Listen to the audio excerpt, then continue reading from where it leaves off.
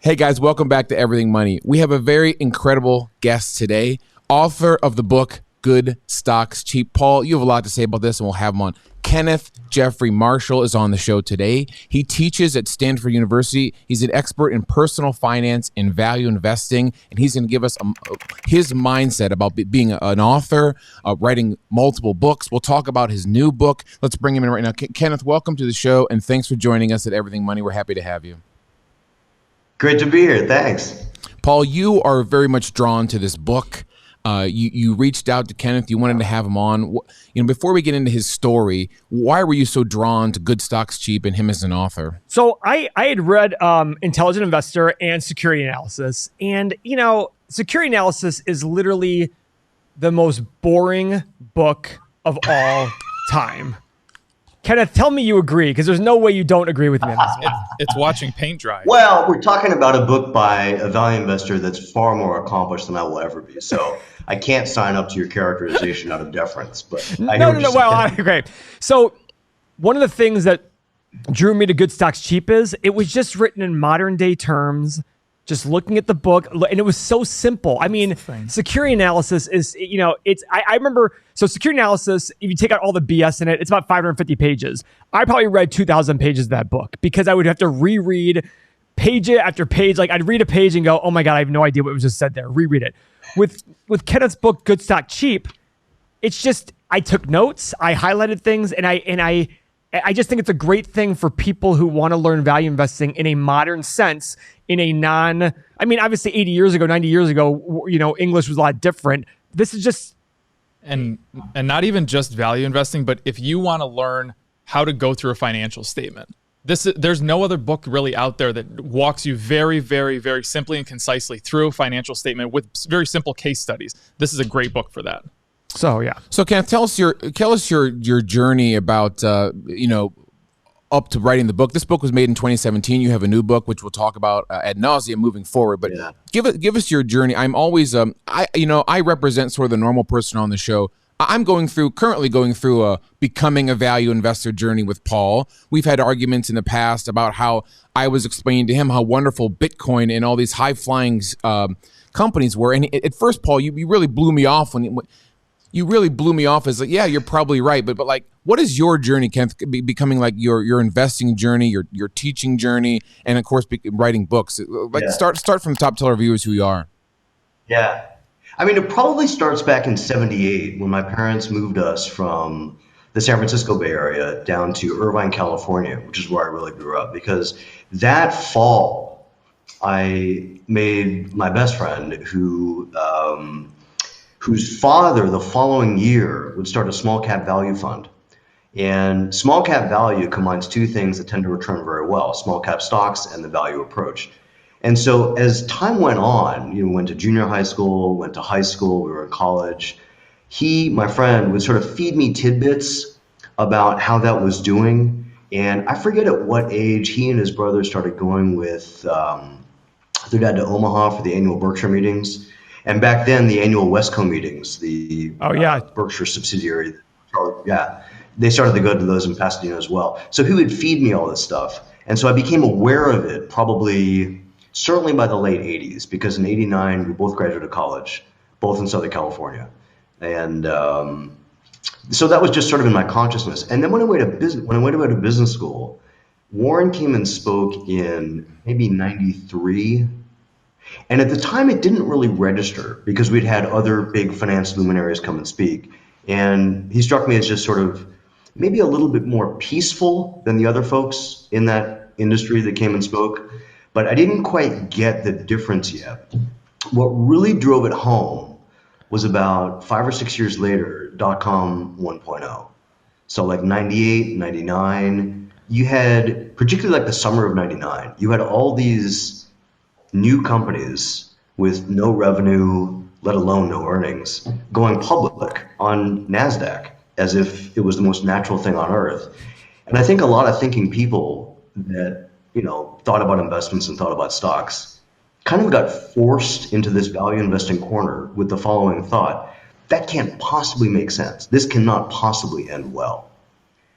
And of course, that's easy. That's an easy story to tell now because that's absolutely what happened. By March or April of 2020, that whole sector kind of crashed, and that's what put me in the value investing corner, and that's really where I stayed. So basically, coming into the 2000s, I had pared my portfolio back to be only value. I had sold some things that didn't really fit the profile. So when the crash happened for the tech stocks in March or April of 2020, there wasn't real price volatility in my portfolio beyond normal. I mean, nothing I owned crashed because everything I owned was kind of solid in a Berkshire kind of way. I mean, real businesses that had real high returns on capital, that were, had growth prospects that made sense, that were run by able people and so forth. And I stayed in that corner of value investing, like a lot of, I think, thinking investors sort of did. And I haven't really come back from that. And so I had a value portfolio. I was doing a bunch of things, and then I started teaching. That's like 10 years ago, I think. The first time I ever taught for grades was in an extension course at Berkeley. It was an entrepreneurial finance course, which was fantastic. I loved that. It was an international cohort, and it was just great fun. And I was like, oh, this. And so based on that, I started teaching value investing at Stanford. And that was maybe 2013, 2014. So we're taking it forward quite a bit now. But that was incredible because that was on campus. And the big thing with this program that I teach at Stanford is that if you can't get at least 15 people to enroll, they're going to cancel the course. So I was getting ready to enroll dead relatives, my daughter, anything you get. But before you knew it, we had like 100 students, and it kept on getting moved to a larger and larger classroom. Until finally, it was held in Lane History Corner, and it was like a 7 p.m. class. It met 5 times, and there was kind of this mutual enthusiasm for the subject. I would prepare very diligently for each individual class. I would get to the Stanford campus like an hour and a half early, sit and just, prepare myself, and then come in just ready to go. And everybody got that. Everybody was like radiating this common energy, I think. And it really worked. And students would follow me out to the car after in the classroom. We'd all hang out for like half an hour talking about stuff. To this day, I maintain contact with some of those folks. But I've continued teaching there. And then, let's see, in 2020, there was a bit of an appetite for a different course also, which is when I started teaching personal finance, which follows from some basic value investing principles. But that's kind of the story. I've never really looked back.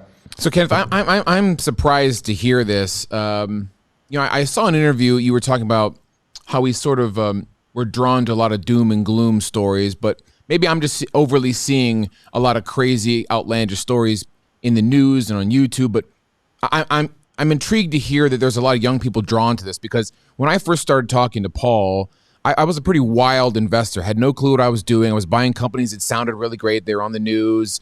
My idiot friends were talking about them. But value investing sounded like this antiquated, weird, like old guys club that just didn't make sense. When Paul said he was a value investor, I was like, oh, well, what is this? Some sort of like weird. So like, we have a lot of new investors on this channel. Obviously, there's a lot of new money coming in from last year. Like, I'm just, like I said, keep going. Tell me more about this, because I was going to ask you a question. Like, the book is called Good Stocks Cheap, but the trend nowadays sounds like you want to find kind of new companies that are expensive.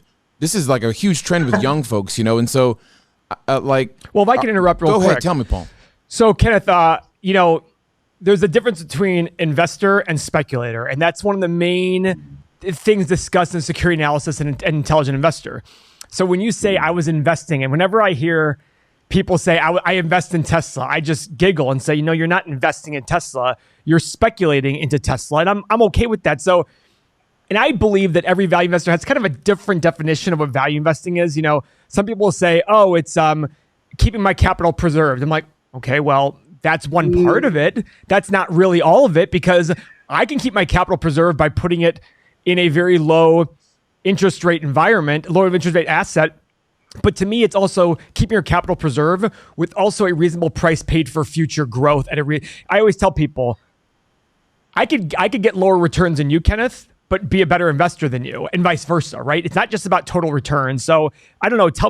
Discuss what your idea of. I mean, I think Paul, can't we agree on this? Can't we say that, value investing is buying assets for less than their worth. Can we agree on that? 100%. And then okay, so the whole issue is around worth, right? Yes. The whole issue becomes worth. I mean, to talk about these old school value investors that Seth was referring to, I think that's sort of like determining worth by something like tangible book value. Yeah. Which might be how you would have analyzed a railroad in 1910 or something. Correct. So, that kind of thing is kind of fuddy-duddy. I get it. And I think in today's economy, really for many new companies doesn't make a lot of sense because tangible book value doesn't capture the real worth of the enterprise.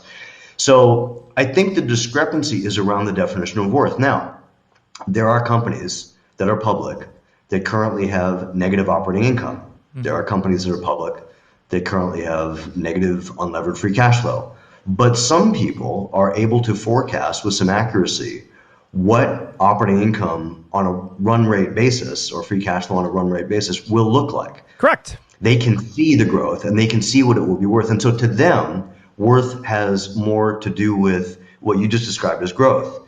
That can still be value investing. Of course. Where you depart from value investing is when you overpay for that growth or your growth projections are so Pollyannish as to cross over into absurdity. Right. Right. I've seen that too. But I think if we sort of stick to the definition of value investing as buying assets for less than worth, folks aren't going to disagree with that. The whole issue is around what's something worth. And frankly, I have a difficult time assessing the worth of a lot of the new companies of the sorts that you're describing. It's tricky. And so I said this with William Green. I'm saying this now. Seth, does this sound familiar? We all sound the same. Yeah. It's funny, Paul. The more value investors we have on the show, I read Richer, Wiser, Happier, and I started thinking, gosh, it sounds like Paul is speaking through these people and vice versa, even though you don't even know who they are. So, yeah. So it comes down to actually, it comes down to projecting value, and it seems like have you been on YouTube lately? Like, it seems like the concept of projecting out value for the future. Well, as an example, there's a YouTube guy. I won't mention his name. He ran for governor of California. He says that's not too narrow. I know, exactly. So one of the things he projects out in the future, and I always tell people, every investment's a present value of all future cash flows, and we don't know the future. It's all based on our assumptions. Well, his assumption is revenue growth will be, I think it was something like 40% a year for Tesla for the next 10 years. Oh, and by the way, in 10 years, it'll sell for 70 times earnings because right now it's selling for 200 times earnings. So 70 is a discount. That is an assessment he is making. That is a projection he is making. As you said before, it's insane. And to me, if he ends up being right, then Tesla is a value play currently. Sure. The question is that a reasonable projection of the future? And I think you and I would both say, no, it's not. I wouldn't render an opinion on that. I haven't looked at that security in a serious way. Well, I don't know enough about the security you're talking about to Tesla say anything authoritative on that. I mean, but some people are able to gauge the future worth of something that's currently inexpensive. Berkshire Hathaway is a shareholder in a company that went public a couple weeks ago called 197, which owns, if you will, the PayPal of India, which is called Paytm. Mm-hmm. I think in the most recent accounting period, we saw positive free cash flow in that business. But make no mistake, it's still at a very emerging stage. Now, I don't have an opinion on that particular company to share, but someone at Berkshire would seem to think that they're able to assess what this emerging markets payment solution is going to look like in some number of years. So just because I can't do it doesn't mean no one can. Right. And I will freely admit that I miss out on a lot of opportunities owing to a rather conservative bent. I mean, if I can't tell something with reasonable certainty, I'll skip it. I mean, I've missed all kinds of things, and that's the kind of mistake I make. But I think that's errors of omission. That's a lot of value investors, I would say. And Munger always discusses that. He always says, we will make lots of errors of omission. Right. I talk about it too. Totally. And I said, Amazon was my biggest. I always tell people are like, come on, tell me, like, you never admit you're wrong. I'm like, yeah, I was 100% wrong on Amazon. When Amazon was selling at 280, 300, I said, this thing's insane. For it to justify this price, it needs to grow at X. Well, guess what? It grew at several times X, and I didn't project that out the proper way. And I was like, okay, well, I was wrong on that one, but I have no FOMO. And I think you're the same way. We don't have this fear of missing out on anything. It's just, we want to stick to Now, I will say, Kenneth, if you read his book, Good Stocks Cheap, he's all about owning 8 or 10 stocks. That's not for me. I'm not the value investor who wants to own 8 or 10 stocks. I want to own 20 to 40 that I understand reasonably well. It's more the Ben Graham diversification of value. Do you know what I mean? And Kenneth is more of the Warren Buffett. Nope, put all your eggs in these 8 or 10 baskets, but know those baskets inside and out very well. Would you not agree with that? Yeah, I mean, my general feeling is that an investor should know a company well enough to productively serve on its board of directors. Okay. Nobody's calling me asking me to serve on a board of directors, by the way. I mean, I think that level of understanding probably, But if that call comes, it's not coming. But I'd be too harsh on the compensation committee. But I think that if you have that level of understanding, price volatility becomes kind of a joke. Yes. Like you don't ask the market to tell you whether or not you made a good choice. You know that you made a good choice. I mean, you know what they're doing. You know what their percentage sales in the different geographies are. You know what the products are like. You know what the buyers are thinking. I think that level of understanding is very comfortable to me. And it's an ideal that I hold myself to, and I try to get there. I probably don't always hit it perfectly, but that's kind of what I'm comfortable with. Yeah, is this obtainable, Kenneth, for normal folks? I mean, that sounds pretty scary for some dummy like me, because I realize if you're into it. I mean, if you're into it for, I would say, non-financial reasons. Like, value investing is remunerative, and candidly, that's its primary appeal to a lot of its practitioners. But it's also fascinating. I mean, I remember one time looking at an Australian vaccine manufacturer. This is years ago. It was a spin-off from the Australian government, actually. So in Australia, animals are routinely trying to kill you, and many of them do so with venom. Scorpions come.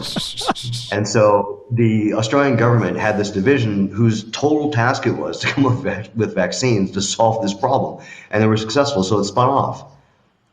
So you have these human beings every day going to work, trying to come up with biological solutions to solve very real problems that save lives of their fellow citizens. That's fascinating. That's like a pinnacle of human accomplishment, isn't it? And so that kind of wonderment, for lack of a better term, is, I think, a primary motivator for me. It's sort of this chance to look into what's my species accomplishing these days. And I think that level of interest, that level of curiosity, is what makes understanding a company at the board of directors level not work. It makes it a joy, candidly.